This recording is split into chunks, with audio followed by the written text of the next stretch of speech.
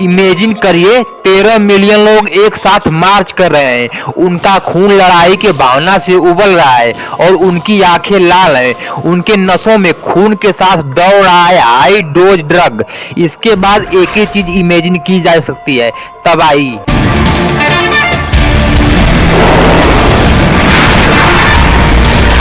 इस कंडीशन में जहां देश की पूरी आर्मी फुली हाई डोज से ड्रग्ड हो और ये ड्रग इंसान का डर ही खत्म कर देगा और इनके दिमाग में बस एक ही चीज रहेगा, मारना मारना और बस मारना।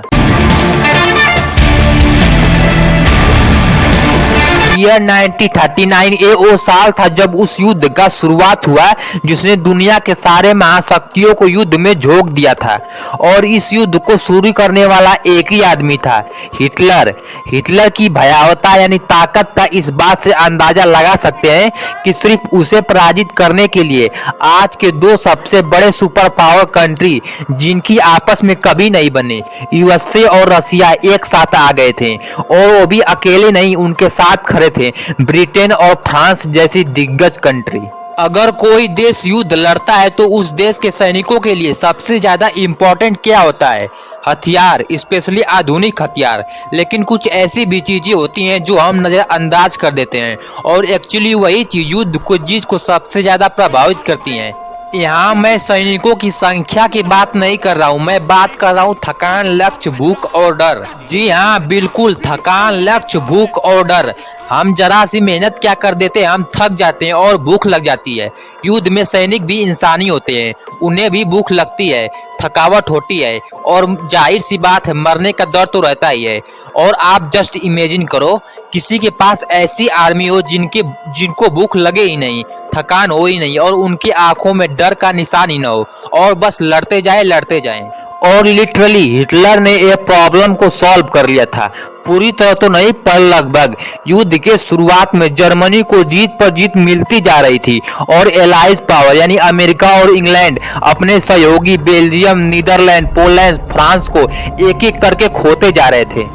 उन्होंने पाया कि नाजी सैनिक बिना थके लगातार 4-4 दिन तक पागलों की तरह युद्ध लड़ रहे हैं, जैसे उन्हें अपनी जान की परवाह ही न हो। उन्होंने देखा कि नाजी बिल्कुल सामान्य व्यवहार नहीं कर रहे थे, क्योंकि वे लड़ते वक्त बिल्कुल निडर थे और हर जगह अपनी जान दे रहे थे, जैसे उनमें कोई भावना ही न हो। और यह सोचना बिल्कुल स्वाभाविक था क्योंकि उनके टीम में भगदड़ मची हुई थी। हिटलर अपने सैनिकों को युद्ध प्रभावशीलता बढ़ाने के लिए मेथाम्फेटामाइन परविटिन नाम का एक सुपर ड्रग्स का हाई डोज देता था, जो सीमा पर नाजी सैनिकों का भूख, प्यास, थकावट और डर को बिल्कुल ही खत्म कर देता था। मेथाम्फेटामाइन परविटिन ड्रग्स एक ऐसी चीज है जो इंसान के नर्वस सिस्टम को बिल्कुल ही प्रभावित कर देता है, जिसकी वजह से नाजी सोल्जर के दिमाग में उत्साह की बिल्कुल बाढ़ आ जाती थी। वह इतने उत्साहित हो जाते थे कि भले ही वो कितने भी थके हुए क्यों ना हो, वह लड़ने के लिए तैयार हो जाते थे। यह ड्रग्स इनके थकावट, भूख को बिल्कुल ही खत्म कर देता था और कंसंट्रेशन को एकदम से बढ़ा देता था। फिर युद्ध में नाजी सैनिकों का प्रदर्शन इतना बढ़ जाता था कि यह बिल्कुल भी नॉर्मल नहीं था। मई 1940 में मेथाम्फेटामाइन परविटिन के प्रभाव में नाजी सैनिकों ने पोलैंड पर विजय प्राप्त की। लड़ाई के 10-12 हफ्ते में 3 मिलियन नाजी सैनिकों के लिए लगभग 45 मिलियन ड्रग्स की गोलियां पहुंचाई गई। इसके बाद नाजी सैनिक 10 दिन तक लगातार युद्ध लड़ते रहे, प्रतिदिन लगभग 22 मील की दूरी तय की और डेनमार्क के तटों पर पहुंचकर ब्रिटेन के सैनिकों को घेर लिया और एक ऐतिहासिक जीत हासिल की। और फिर इन ड्रग्स के सहारे नाजी सैनिकों ने लंदन में लगातार दिन रात बॉम्बिंग की कि पूरा लंदन ही खाली हो गया था। आप यकीन नहीं करोगे, इन ड्रग्स के सहारे ही इन लोगों को हिटलर ने इतना मारा था कि इनकी हालत खराब थी, स्पेशली ब्रिटेन और फ्रांस। अमेरिका तो बाद में आए थे ना, पहले यही लोग थे। Britain, France, Luxembourg, Netherlands, Belgium.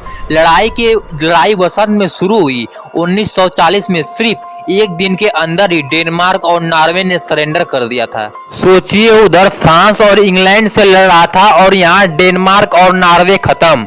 9 मई से लेकर 22 जून तक, यानी सिर्फ 45 दिन के अंदर फ्रांस, लग्जमबर्ग, नीदरलैंड और बेल्जियम चारों को हरा दिया। और हराया ही नहीं, पूरा कब्जा कर लिया। और बात रही ब्रिटेन की, थी हिटलर ने ब्रिटेन के 4000 सैनिकों को घेर लिया था। 7 सितंबर से लेकर 2 नवंबर तक 57 दिन लगातार, दिन रात लगातार बॉम्बार्डमेंट किया लंदन में। पूरा लंदन खंडहर हो गया था।